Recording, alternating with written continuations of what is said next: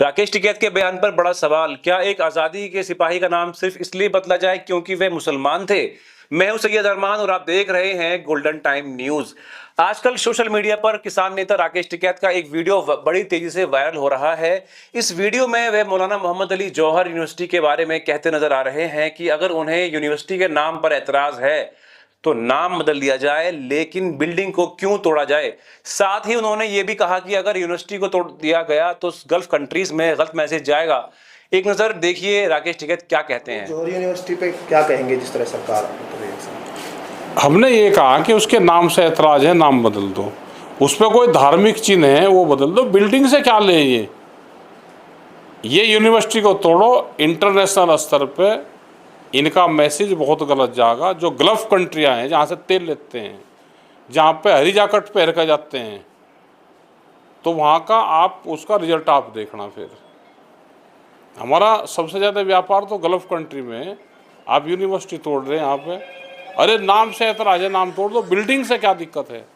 कोई धार्मिक चिन्ह है वहाँ पे, आप उसको हटा दो। लेकिन भाई सन की बादशाह है, इसके जो जी में आ गया वो काम करेगा। आजम खान का नाम जुड़ा है, ये वजह है।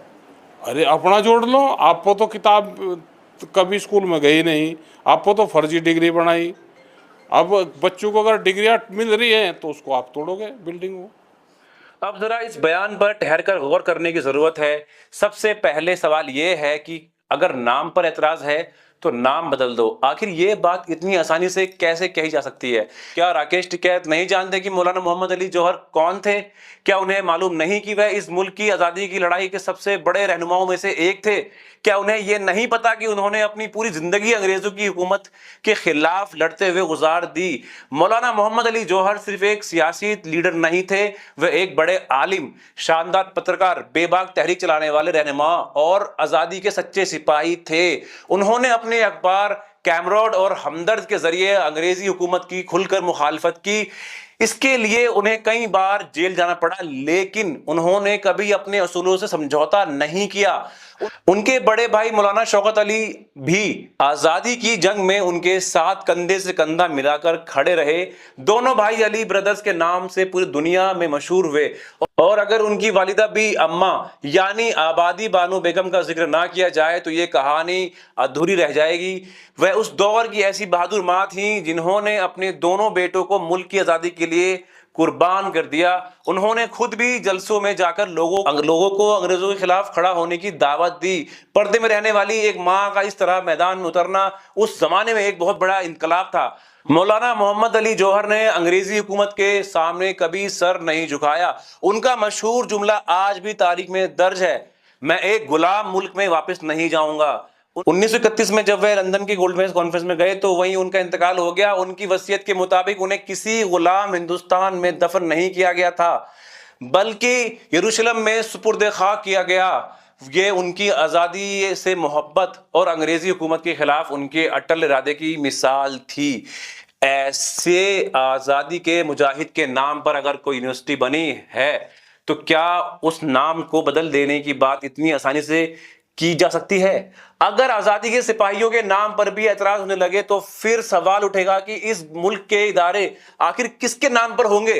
आखिर जंग आजादी के सिपाही के नाम पर इंस्टीट्यूट भारत में कायम नहीं होंगे तो फिर कहां कायम होंगे? ये सवाल सिर्फ उन लोगों से नहीं है जो यूनिवर्सिटी की मुखालफत कर रहे हैं, बल्कि ये सवाल किसान नेता राकेश टिकैत से भी है। मौलाना मोहम्मद अली जौहर के नाम पर मुखालिफत आखिर क्यों? क्या सिर्फ इसलिए कि वे मुसलमान हैं? अगर किसी यूनिवर्सिटी के किसी फ्रीडम फाइटर के नाम को इस तरह बहस का हिस्सा बना देना, यह एक अलग सवाल पैदा करता है। राकेश टिकैत ने दूसरी बात यह कही थी कि यूनिवर्सिटी टूटेगी तो गल्फ कंट्रीज में गलत मैसेज जाएगा, लेकिन असली सवाल यह है कि सबसे पहले फिक्र हिंदुस्तान के संविधान और उसके असूलों की होनी चाहिए।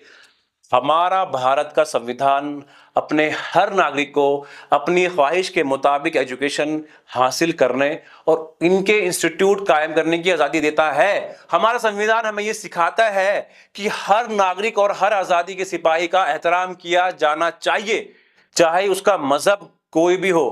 किसी नाम को सिर्फ इसलिए बदलने की बात हो कि वह किसी एक मजहब से ताल्लुक रखता है तो यह सोच हमें इतिहास में बहुत दूर ले आती है।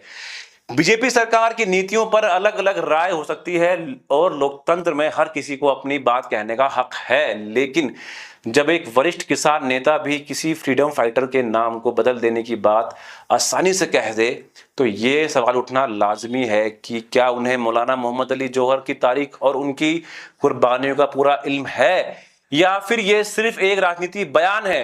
इतिहास हमें ये सिखाता है कि आजादी किसी एक मजहब, एक जाति या एक तबके ने नहीं दिलाई। इस मुल्क की आजादी में हिंदू, मुसलमान, सिख, ईसाई सब ने अपना खून पसीना बहाया है। इसीलिए किसी भी आजादी के सिपाही का एहतराम उसकी पहचान देखकर नहीं बल्कि उसकी कुर्बानियों को देखकर किया जाना चाहिए। इसी पैगाम के साथ हमें इजाजत दीजिए।